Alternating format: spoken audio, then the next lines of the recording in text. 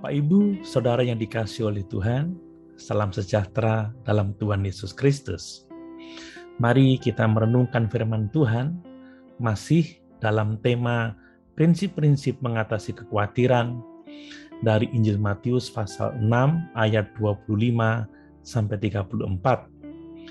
Pada kesempatan ini saya akan mengemukakan prinsip yang keempat, yaitu untuk mengatasi kekhawatiran, kita harus menyadari betapa kekhawatiran itu tidak ada gunanya atau tidak produktif sama sekali.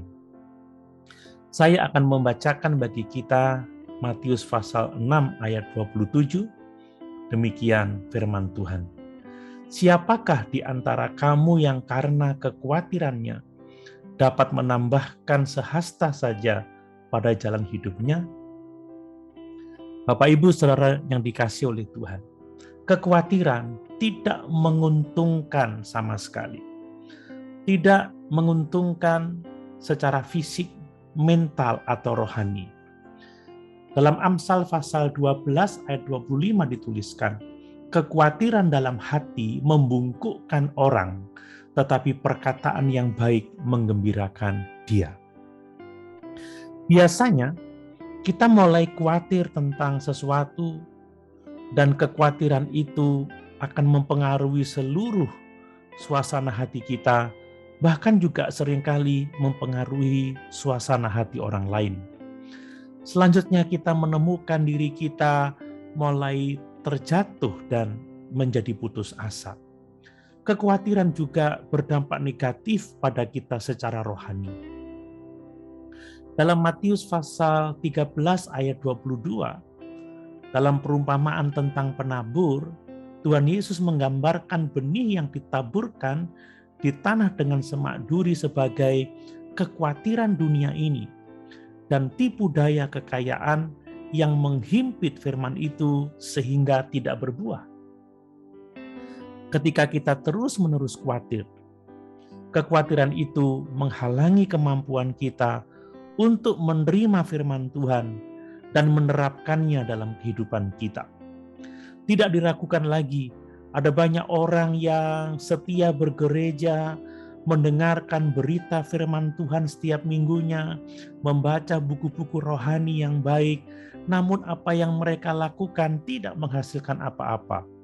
Kekhawatiranlah yang telah menghambat pertumbuhan rohani mereka. Semuanya ini dapat kita mengerti jika Alkitab adalah firman Tuhan bagi kita, karena berisi ajaran-ajaran Tuhan tentang betapa berharganya kita bagi Dia, betapa pemeliharaannya atas kita luar biasa, dan bahwa janji-janji Tuhan besar kepada kita. Namun kita masih hidup dalam kekhawatiran, maka pada dasarnya kita menyebut Tuhan itu pendusta. Bagaimana firman Tuhan bisa menguntungkan atau menjadi berkat bagi kita jika kita tidak mempercayainya?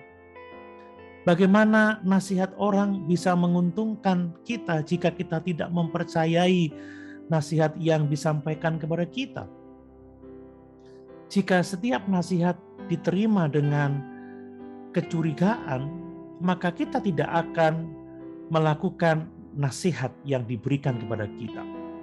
Dengan cara yang sama, kekhawatiran berarti mengatakan bahwa Allah dan firman-Nya tidak dapat dipercaya, dan karena itu Alkitab tidak mendatangkan berkat bagi kita. Khawatir tidak akan menambahkan sehasta saja pada jalan hidup kita. Khawatir tidak logis, tidak produktif, dan berbahaya. Bapak, Ibu, Saudara yang dikasihi oleh Tuhan, mari kita sadar bahwa kekhawatiran itu tidak ada gunanya, tidak produktif sama sekali.